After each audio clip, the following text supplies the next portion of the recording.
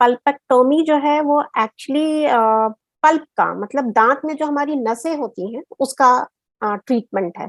क्या होता है पल्पेक्टोमी में कि ये प्राइमरी टिथ में करते हैं, चिल्ड्रंस में करते हैं।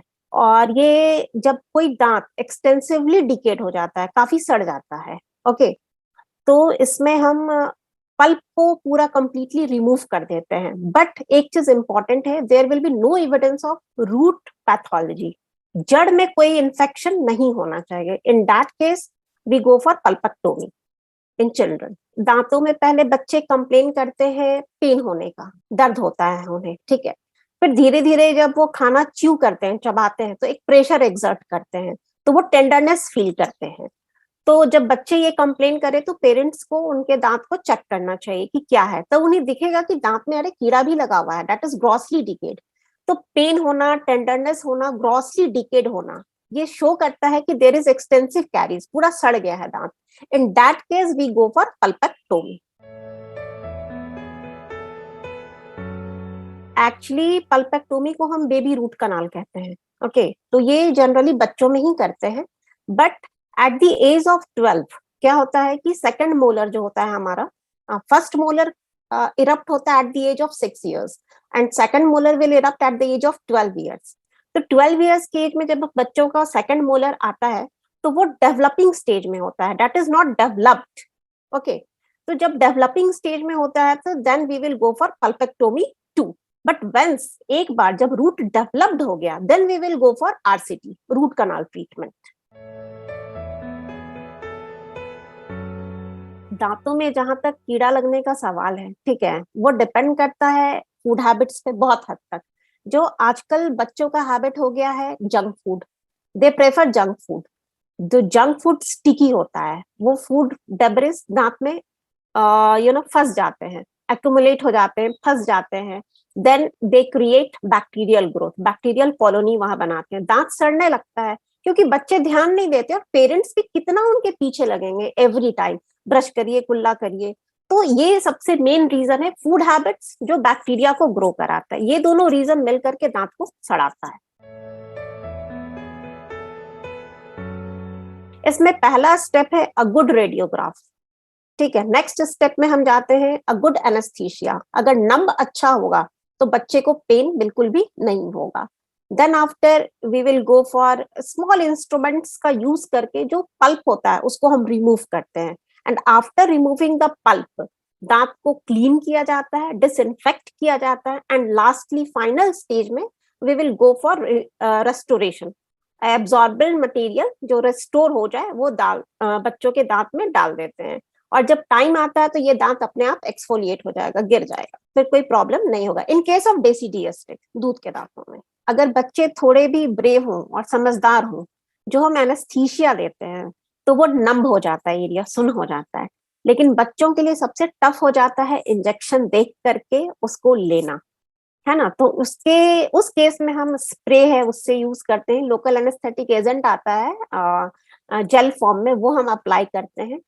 उसको देने से ये नम हो जाएगा, उसके बाद उनको पेन बिल्कुल भी नहीं होगा। तो एक तरह से ये पेनफुल कंडीशन नहीं है, पेन नहीं होता इस प्रोसीजर में। लेकिन मेंटली जब बच्चे डरे रहते हैं तो इट्स अ पेनफुल कंडीशन। 1 से 2 सेटिंग में खत्म हो जाता है, ज्यादा इसमें नहीं आना पड़ता, लाइक आरसीटी, ठीक है। बट कभी कभी क्या होता है, सीवियर इन्फेक्शन हो जाता है।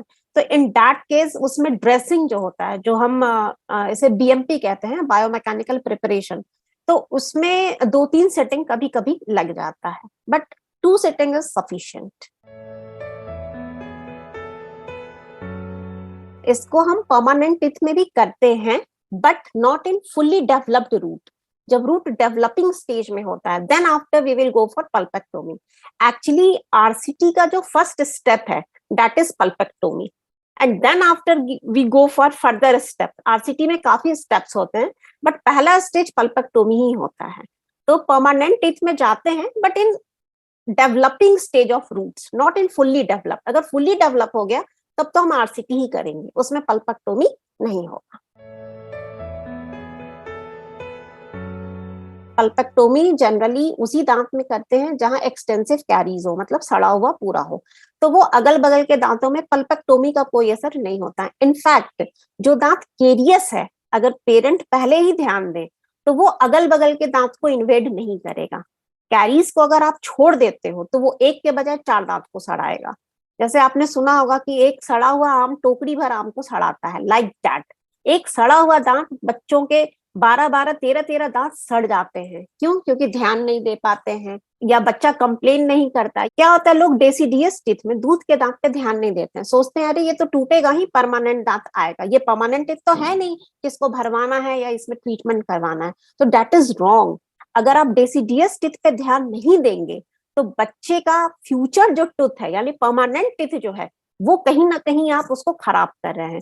जैसे मान लीजिए कि किसी बच्चे के दांत में कीड़ा लग गया, आपने उसको निकलवा दिया, तो अर्ली अगर हम दांत निकलवा देते हैं तो आर्च का लेंथ जो होता है वो बिगड़ जाता है, जिसके कारण क्या होगा, दांत टेढ़े मेढ़े आना स्टार्ट हो जाते हैं। हर दांत के गिरने का, शेडिंग का अपना एक फिक्स टाइमिंग है। अगर उसके पहले हम दांत निकलवा दें या किसी कारण से निकलवा दें, लाइक कैरीज हो गया या ट्रॉमा हो गया, तो उससे क्या होता है, दांत आड़े तिरछे आने स्टार्ट हो जाते हैं। तो पेरेंट्स में डेंटिस्ट्री को लेके अवेयरनेस जो है वो बहुत कम है। तो ये अवेयर होना पड़ेगा कि दूध का दांत है, दैट इज ट्रू, लेकिन उस पे भी आपको उतना ही ध्यान देना है जितना आप परमानेंट टीथ पे ध्यान देते हो। बहुत केसेस में आप देखे होंगे बच्चे का परमानेंट टीथ पीछे से निकल आता है, डेसिडियस मुंह में रह जाता है, तो उससे भी आड़े तिरछे दांत आ जाते हैं, है ना। तो ये चीज ध्यान देना पड़ेगा पेरेंट्स को। बच्चों को उतना समझ में कहाँ आता है कि क्या है नहीं है, ये पेरेंट्स को ध्यान देना है कि क्या उनके मुंह का ओरल कंडीशन है। हम तो बोल देते हैं अपने बच्चों को कि जाओ ब्रश करो। अब बच्चे कितना ब्रश करते हैं, कितने देर करते हैं, क्या करते हैं, ये हमारा ड्यूटी है कि उन्हें देखें। और कम से कम ईयरली एक बार डेंटिस्ट के पास विजिट करना चाहिए, ताकि जो भी ट्रीटमेंट हो, प्रॉब्लम हो, वो आप फॉलो अप कर सकें।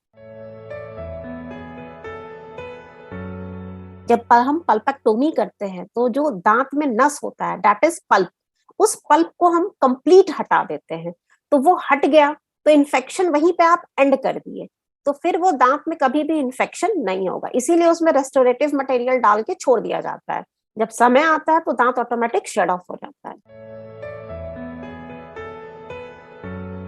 आफ्टर पल्पेक्टोमी क्या होता है कि बच्चों को near about half an hour खाना पीना बिल्कुल भी नहीं देना होता है, क्योंकि एरिया नम रहता है, सुन रहता है। तो उस केस में बच्चे लिप बाइट या चिक बाइट करते हैं, उन्हें समझ में नहीं आता है ना, सूजन हो जाता है, फील नम रहता है, तो वो पेरेंट्स को ध्यान देना होगा।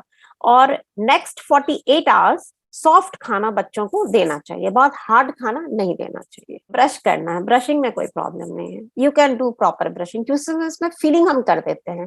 1-1.5 घंटे तक रहता है, फीलिंग के बाद पानी वगैरह नहीं लेना, बट आफ्टर 1 डे आप ब्रशिंग कर सकते हो, उसमें कोई इश्यूज नहीं।